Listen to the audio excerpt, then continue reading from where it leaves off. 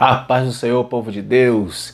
Escola Bíblica Dominical, lição de número 3, revista da CPAD. E olha o tema dessa lição: o perigo do ensino progressista.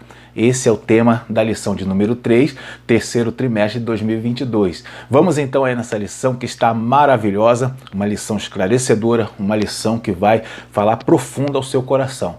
Bom, meus irmãos, já vamos aqui então, já no texto áureo, né? O texto áureo da lição está na segunda carta de Paulo a Timóteo, e no capítulo 3, o verso 1, diz assim, ó: sabe, porém, isto, que nos últimos dias sobrevirão tempos trabalhosos.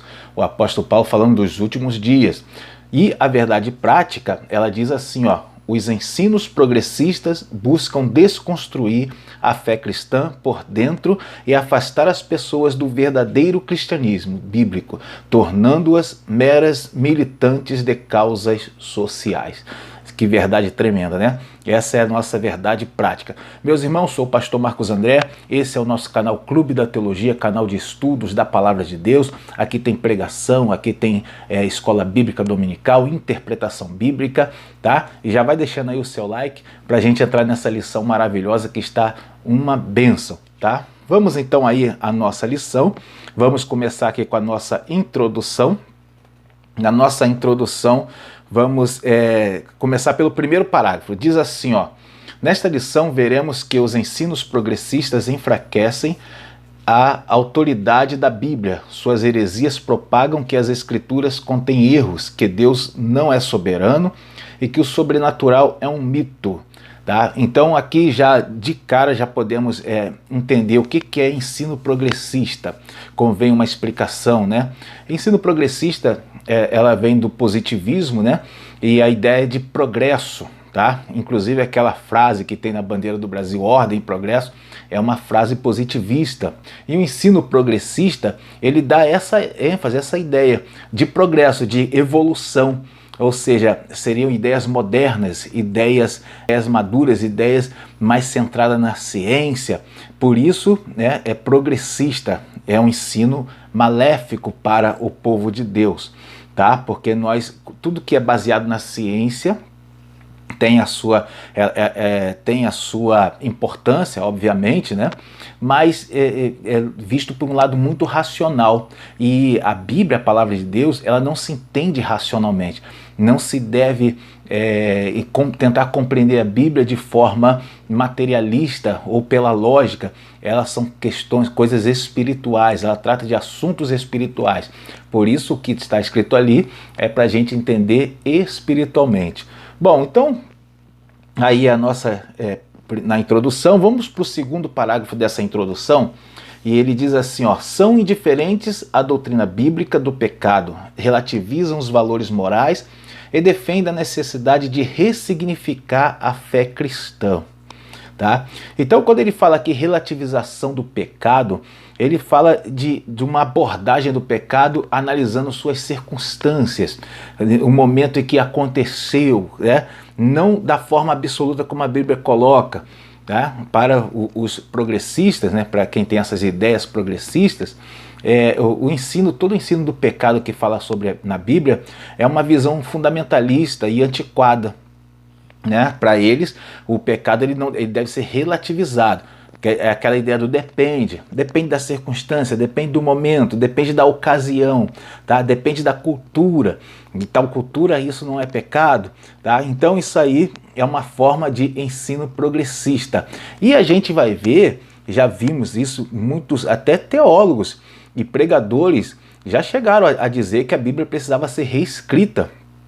Né? Já vi muita gente falar isso, tem vídeos no YouTube sobre isso, tá? É uma coisa terrível, né, meus irmãos? Bom, então vamos entrar aqui nessa lição. Não se esqueça de deixar o seu like aí no nosso vídeo, né? Ajuda o nosso canal. E vai ficar o link na descrição desse vídeo para você quiser adquirir os meus livros, né? Eu tenho aí 2 livros publicados. O primeiro livro é O Maior Milagre de Jesus, tá bom? Esse foi o meu primeiro livro publicado. É um livro com conteúdo muito profundo.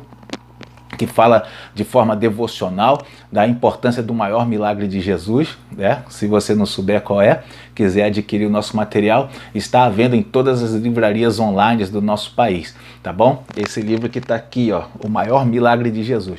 O meu segundo trabalho publicado é o Livro das Obras Contexto, é um livro de poesia, tá? Que ele traz uma reflexão profunda sobre a vida, traz aí vários textos de autoajuda, tá bom? É um livro muito interessante, com certeza você vai gostar. Bom, meus irmãos, vamos então aí no nosso primeiro tópico, e o primeiro tópico dessa lição fala a descaracterização do cristianismo. Esse é o primeiro tópico da lição, e vamos então no primeiro subtópico. O tema desse subtópico é a deterioração moral, tá? E aqui, vamos no segundo parágrafo, né? Fala da deterioração moral, né? Ele fala aqui no segundo parágrafo, diz assim, ó: por isso a lista paulina é uma descrição da escalada dos pecados da sociedade e o enfraquecimento da doutrina bíblica e o relativismo que não aceita norma moral absoluta, instigam a má conduta da humanidade. A gente vai ver aqui que Paulo, ele não faz assim uma alusão ao relativismo, né? Na lista que ele coloca lá na carta a 2 Timóteo, ele não faz uma alusão ao relativismo. Ele vai tratar, por exemplo, do coração humano. Olha como é que Paulo coloca, Timóteo capítulo 3, o verso 2. Ele fala assim, ó: porque haverá homens amantes de si mesmo, avarentos, presunçosos, blasfemos, né? Então ali Paulo ele está tratando de como estará o coração humano nos últimos dias, porque é do coração humano que vai sair, que é a fonte, né? Que vai sair todas essas teorias, todas essas teologias modernas, as ideias progressistas, né? Que nós vemos nesses últimos dias. Tudo nasce do coração humano. Como vai estar esse coração humano nos últimos dias? É o que Paulo trata aqui para Timóteo. Ele fala que o coração humano, os homens serão amantes de si mesmo, irreconciliáveis, presunçosos, soberbos. Olha que coisa terrível. Nos últimos dias vai estar dessa forma, tá? Quando o comentarista usa aqui o termo, a expressão norma moral absoluta, essa se refere àquela que está na Bíblia, na palavra de Deus. Tudo que está na palavra de Deus, a conduta que a Bíblia expressa, é uma norma moral absoluta para nós, né? É indiscutível, ela não depende de circunstância, de ocasião, tá? Quer ver? Tem um texto, olha o texto de Levítico 18, verso 22, olha o que diz: com homem não te deitarás como se fosse mulher, a abominação é. Levítico 18, verso 22. Então, isso aqui não depende de interpretação, não depende de momento da história humana, tá? Ou da cultura. É uma norma moral absoluta, é abominação. É isso que está falando o texto aqui. É uma abominação, a natureza não permite isso daí. Lá nas universidades, olha o que o ensino progressista vai falar, né? Que a biologia trata que entre os animais existe animal que faz sexo com o do mesmo sexo, né? Então isso aí, na ideia da biologia de alguns, né, que defendem esse ensino progressista, na ideia deles não há problema nenhum para o ser humano ter relação homem com homem, porque os animais têm, tá? Só que eles não consideram que os animais são irracionais, eles não têm alma, tá? Se eles sentir o feromônio da fêmea, eles vão atrás e vão ter a relação sexual deles ali, tá? Agora, entre o ser humano não, seres inteligentes, tá? Não tem como comparar o comportamento humano com o comportamento do animal. Então essa questão do ensino progressista, ela já está falha aí na sua origem, tá? E não, isso é só passei uma forma do pensamento dele, mas tem muitas outras. Vamos aí na nossa lição, vamos para o segundo subtópico, e o tema desse subtópico é a erosão da ortodoxia.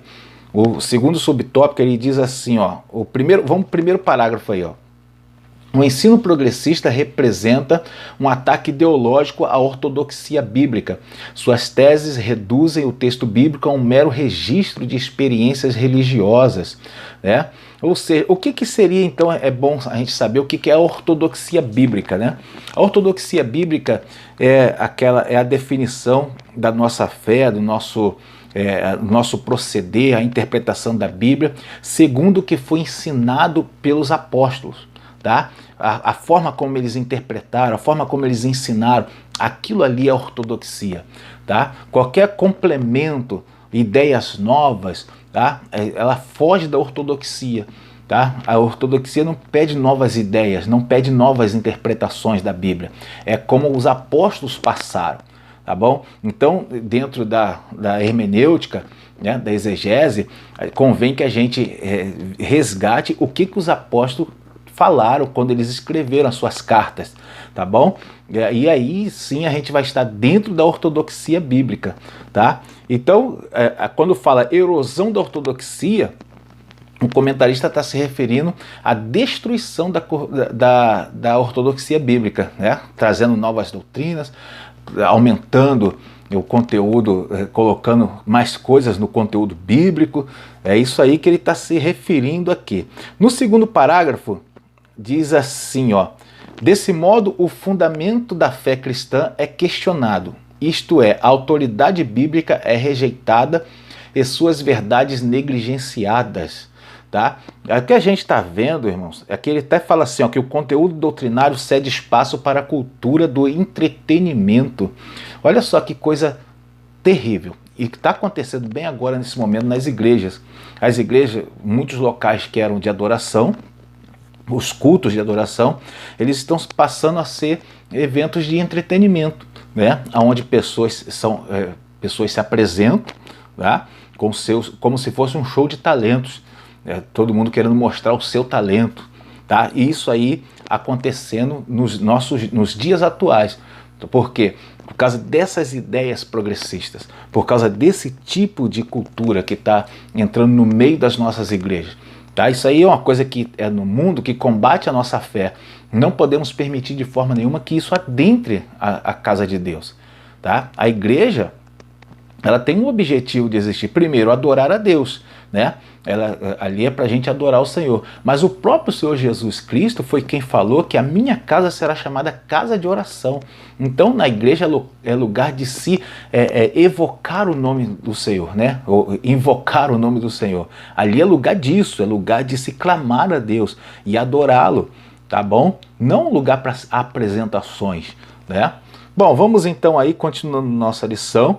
O subtópico 3, o tema é a corrupção da fé, tá bom? O primeiro parágrafo ele diz assim, ó: com o caráter humano maculado, a corrosão da ortodoxia, promovidos pelo progressismo no ensino, o cristianismo e a fé cristã são descaracterizados.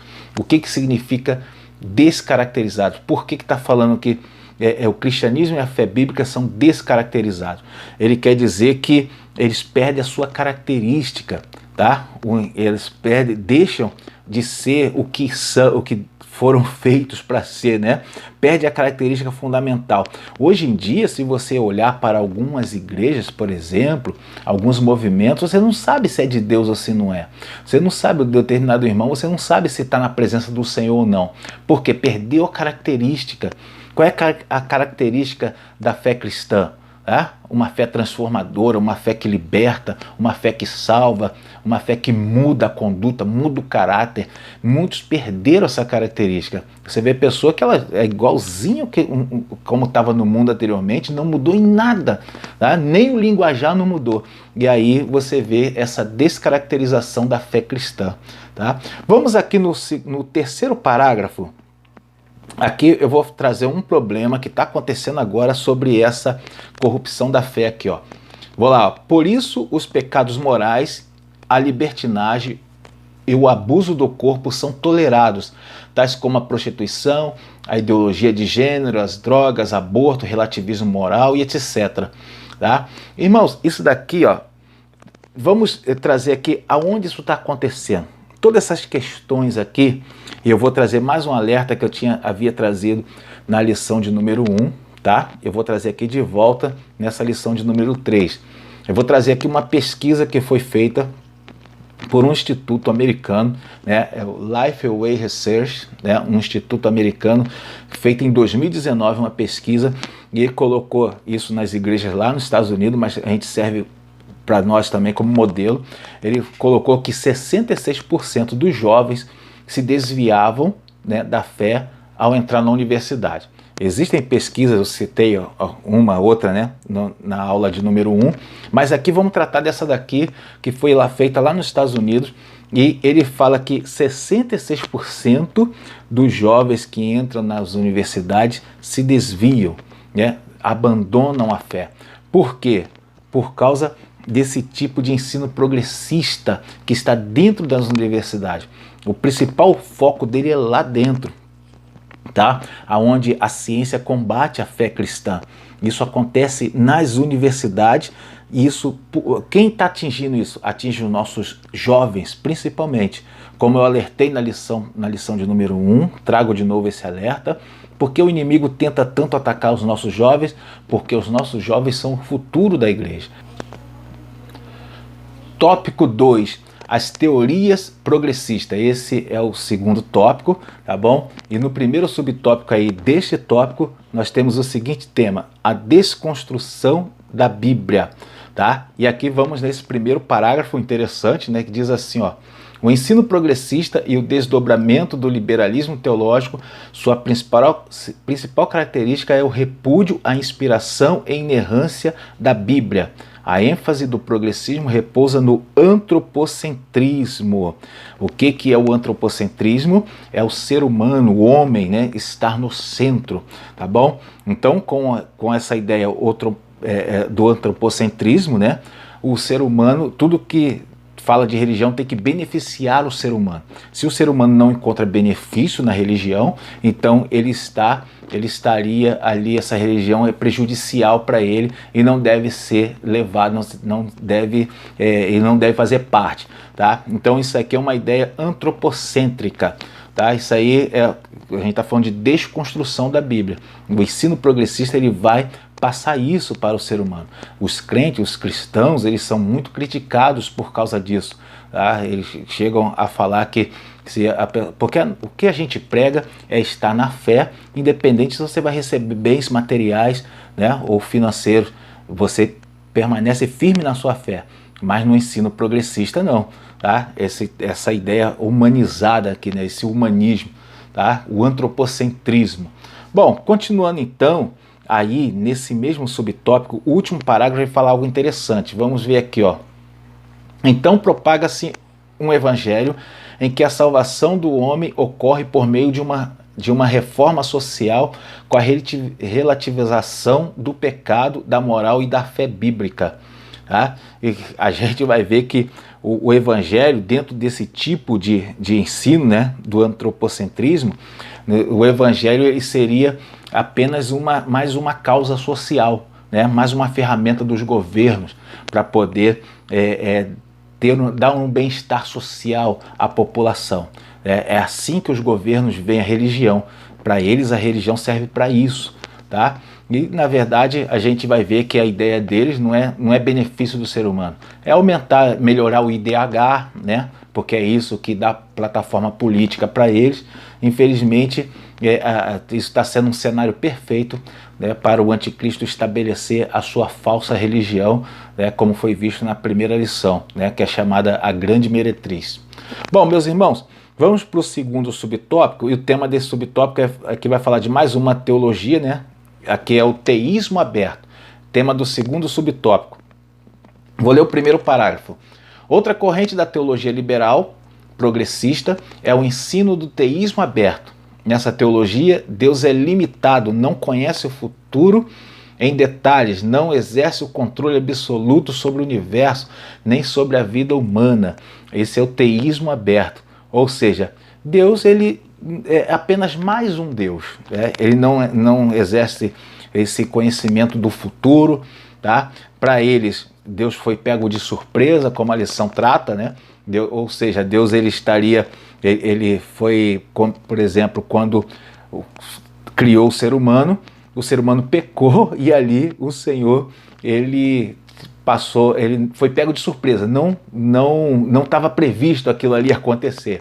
E aí, tá, alguns falam que Deus elaborou um plano B para corrigir aquela situação e tudo, né?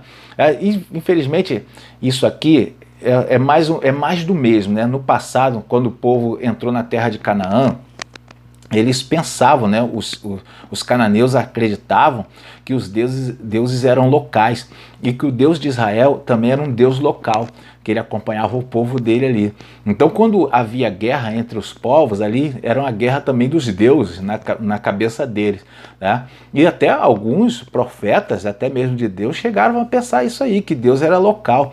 Você já deve ter lido ali que Jonas tentou fugir da presença de Deus, achando que Deus era local também, né?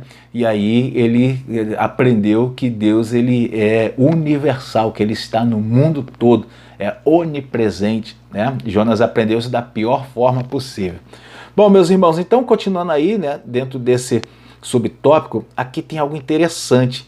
Aqui, ó, olha o que diz no segundo parágrafo. Afirma-se que o conhecimento das coisas que estão por acontecer depende das ações livres dos homens. Rejeita-se o conceito de presciência em que Deus sabe todas as coisas antecipadamente.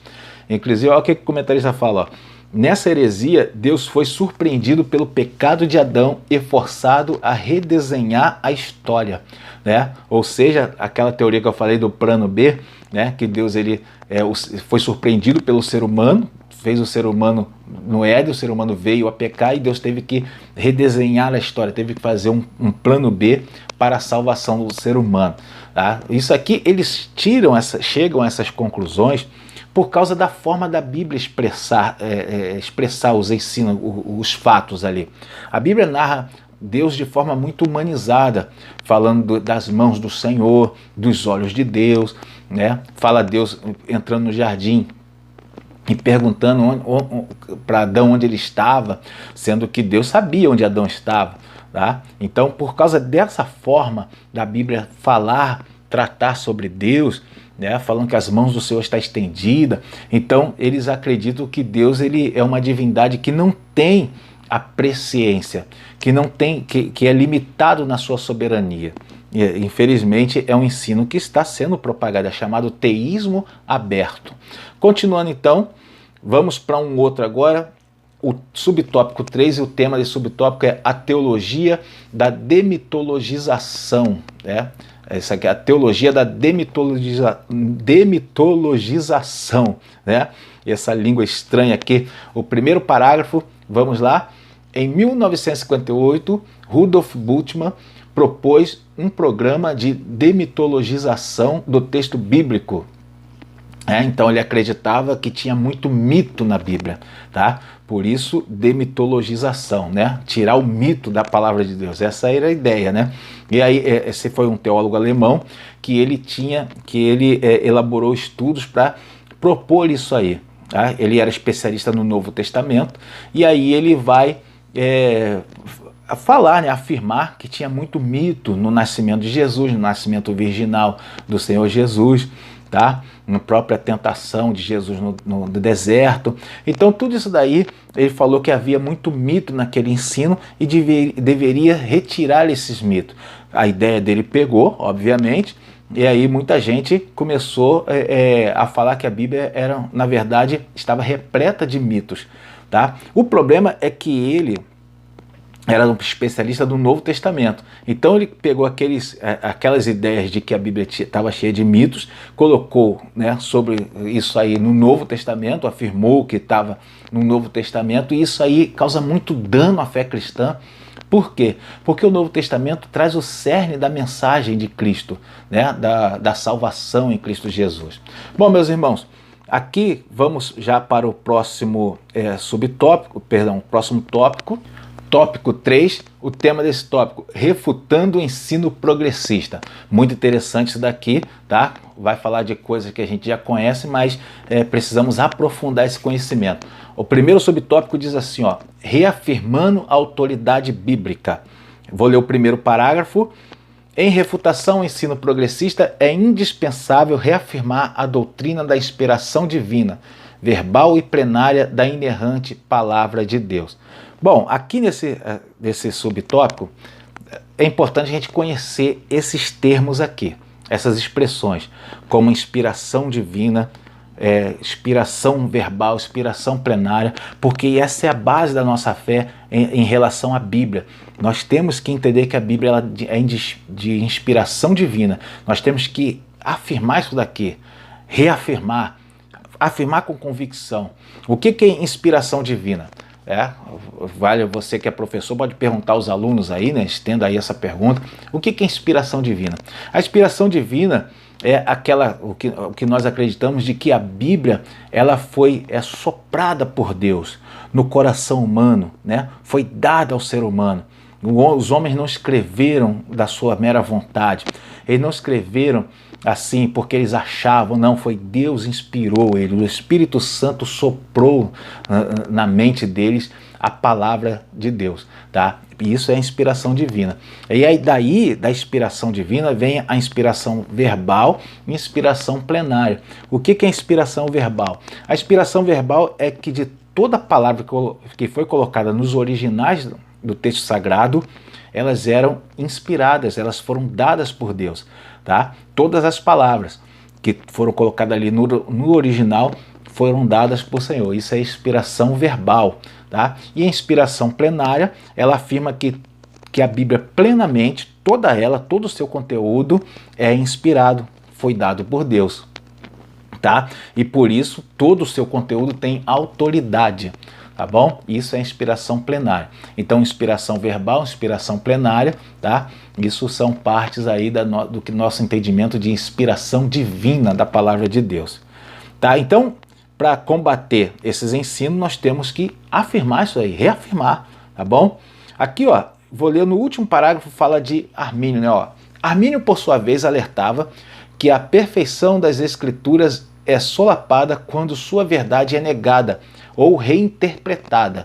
Isso aí foi Jacó Armínio, do tempo dos reformadores, ele afirmava isso daí, né? Ele era um teólogo ali dos Países Baixos, e ele afirmava que a Bíblia ela não pode ser reinterpretada, tá? Ela não pode ser de forma descaracterizada por novas doutrinas, tá bom? Isso aí, Armínio, ele combateu muito ali a doutrina da predestinação, né? Ele defendia o livre-arbítrio, por isso que a fé, né, a visão das Assembleias de Deus, nós chamamos de arminiana, porque nós defendemos o livre-arbítrio e somos contrários à predestinação fatalista.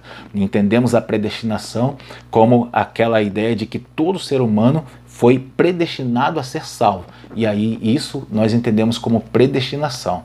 Bom, continuando então, no subtópico 2, o tema desse subtópico é ensinando as doutrinas bíblicas. Aqui no primeiro parágrafo diz assim, ó, isso aqui é a forma da gente refutar, né?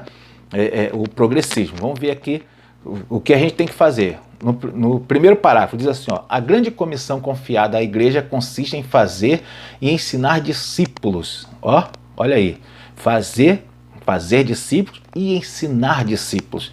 Isso aí está lá em Mateus 28. O Senhor Jesus mandou ide e ensinai, fazei discípulo, né? É isso que Jesus falou. E nós temos exemplo na Bíblia, o próprio Senhor Jesus é o maior ensinador que tem na palavra de Deus. Jesus não era um pregador, ele era um ensinador, ele era um educador por excelência, tá? Onde ele estava ensinando, onde ele estava orientando alguém, estava dando instruções. Ao nosso Senhor, ele era assim, tá? Então, por isso, aqui uma palavra que eu deixo para os irmãos é que todo aquele que for mestre, doutor da lei, aí, líderes de igreja, tá? Pregadores, todos nós temos a obrigação de ser, principalmente, acima de tudo, um ensinador da palavra. tá? Em qualquer nível, você não precisa ser um expert na pedagogia, você não precisa ser um grande teólogo, você tem que estar apto a ensinar a palavra de Deus, seja para uma grande multidão, seja para uma pessoa, mas você tem que estar habilitado a isso, tá? Bom, e a gente vê o problema que nos dias de hoje, o ministério do ensino, né, está extremamente vazio em muitas igrejas. Igreja que tem bastante irmãos frequentando escola dominical e cultos de estudo são exceções, são poucas, né? Porque o ministério do ensino está muito vazio. Para um professor, né, para alguém ser professor da igreja, demanda muito esforço, porque um professor ele pode ser interpelado pelo aluno, tá? Então o professor ele tem que ter conteúdo, ele vai ter que se esforçar, né? É diferente do pregador. Chega um pregador lá, vai pregar, ele pode falar às vezes uma asneira, uma besteira ali, e ninguém vai interpelar ele na hora da mensagem. Tá? Depois fica o pastor lá tendo trabalho para ensinar os irmãos. Mas um professor não. Se ele falar alguma coisa que não está de acordo, um aluno levanta a mão e vai perguntar para ele, me explica isso aí melhor, ou traz um contra-argumento e ele vai ter que se virar ali para poder desfazer o ensino errado, né?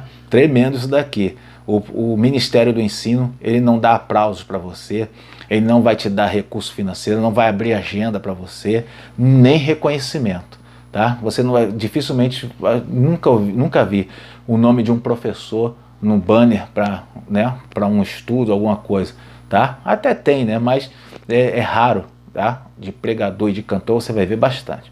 Meus irmãos, vamos lá então, continuando, tá? E aqui nós já vamos encerrar. O tema, o terceiro subtópico é enfatizando a santificação, tá? Isso aqui eu não vou ler, mas a Bíblia nos ensina a santificação, é a separação, tá? A separação das coisas do mundo. Isso aqui tem uma série de explicação do termo grego, né? Que fala sobre a santificação, tá? Mas é basicamente separar-se para Deus, se consagrar ao Senhor, tá? Não há lógica em alguém defender a palavra de Deus sem seguir o seu mandamento mais básico, que é, né, adorar a Deus sobre todas as coisas, que é o dedicar-se inteiramente ao Senhor. Esse mandamento fala de idolatria, né, que é o texto de Êxodo 20, verso 3, mas esse mandamento fala de santificação também, tá bom, meus irmãos? Então, isso que nós precisamos resgatar nas nossas igrejas, a santificação, tá bom? É o que está ficando cada vez mais em falta. E aqui na conclusão, eu vou trazer algo que a gente é bom estar apercebido, né? Que fala assim, ó, esse parágrafo da conclusão. A heresia progressista critica as escrituras, promove o enfraquecimento da ortodoxia, instiga a frouxidão moral e afasta as pessoas do verdadeiro cristianismo. Essa é uma grande realidade, e o que eu quero trazer aqui de acréscimo é quem são as principais vítimas desse ensino progressista. São exatamente os nossos adolescentes, os nossos jovens e os nossos novos convertidos. São as principais vítimas, tá? Estão nas universidades, estão nas escolas, estão no meio empresarial, tá bom? Esse tipo de ensino para poder descaracterizar a fé cristã, corromper a fé, né? Descaracterizar a palavra de Deus, trazer novas doutrinas. E é isso aí que estão tentando fazer. Por que o inimigo faz isso? Porque sabe que novo convertido, adolescente e jovem são exatamente o futuro da igreja. Se nossas igrejas perdê-los, nós perdemos o nosso futuro. E se Jesus demorar mais 50 anos, não sei, vai ter muita igreja fechando as portas, porque igrejas que não tem mais jovens, né? Você que é pastor, líder de igreja, fica bem atento, bem apercebido quanto a isso, tá bom? Meus irmãos, Deus abençoe a sua vida. Esse foi mais um estudo da Palavra de Deus. Eu espero que tenha sido de grande proveito para você. Deixe o seu like aí no nosso vídeo, adquira os meus livros, né, meu trabalho. Deus abençoe a sua casa e até a próxima aula.